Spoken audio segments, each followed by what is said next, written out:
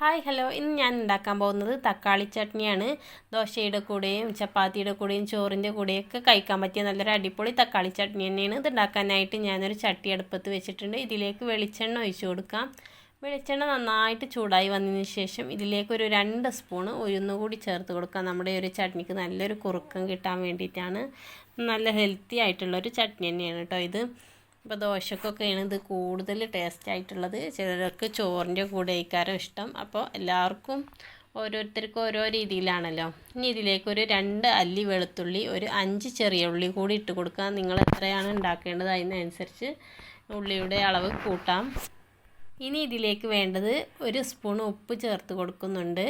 ഉപ്പ് നിങ്ങൾക്ക് ആവശ്യത്തിന് ചേർത്ത് കൊടുക്കാം. ഇതെല്ലാം ഒന്ന് നന്നായിട്ട് വാടി വരണുണ്ടോ, നന്നായിട്ട് തന്നെ ഒന്ന് വഴറ്റി കൊടുക്കാം. ഇനി ഇതിലേക്ക് ഒരു തക്കാളിയാണ് ഞാൻ ചേർത്ത് കൊടുക്കുന്നത്. ഈ ഒരു തക്കാളി നന്നായി പഴുത്ത തക്കാളി വേണ്ടോ ഇതിലേക്ക്. ഈ തക്കാളി കൂടി ഞാനിതിലേക്ക് ചേർത്ത് കൊടുക്കുന്നുണ്ട്. ഇനി ഇതിലേക്ക് കാശ്മീരി മുളകാണിത്, പിരിമുളക്, അതൊരു 2 എണ്ണം ചേർത്ത് കൊടുക്കുന്നുണ്ട്. നിങ്ങൾക്ക് എരിവിനനുസരിച്ച് ചേർത്ത് കൊടുക്കാവുന്നതാണ്.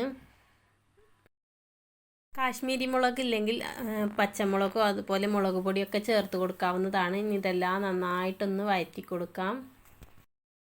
ഇനി ഇതിലേക്ക് മല്ലിച്ചപ്പ് കൂടി ചേർത്ത് കൊടുക്കണം കേട്ടോ. ഓപ്ഷണലാണ്, ഉണ്ടെങ്കിൽ ചേർത്ത് കൊടുത്താൽ മതി. ഞാൻ വീട്ടിലുള്ള മല്ലിയിലയാണ് ചേർത്ത് കൊടുത്തിട്ടുള്ളത്. ഇനി ഇത് ചൂടാറിയതിന് ശേഷം വേണമെന്ന് അരച്ചെടുക്കാൻ. ഇനി ഈ ഒരു ചട്നി ചൂടാറിയതിന് ശേഷം ഒരു മിക്സി ജാറിലേക്ക് ഇട്ടൊന്ന് അരച്ചെടുക്കണം.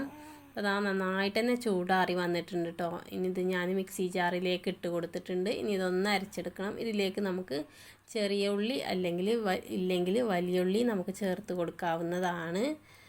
അപ്പോൾ അതാ നന്നായിട്ട് തന്നെ അരച്ചെടുത്തിട്ടുണ്ട്. ഉഴുന്നൊക്കെ നന്നായിട്ട് അരഞ്ഞു വന്നിട്ടുണ്ട്. ഇനി ഇതൊരു പാത്രത്തിലേക്ക് മാറ്റാം. ഇതിലേക്ക് പുളി കുറവുണ്ടെങ്കിൽ നിങ്ങൾക്ക് ലേശം സുർക്ക കൂടി ഒഴിച്ച് കൊടുക്കാവുന്നതാണ്.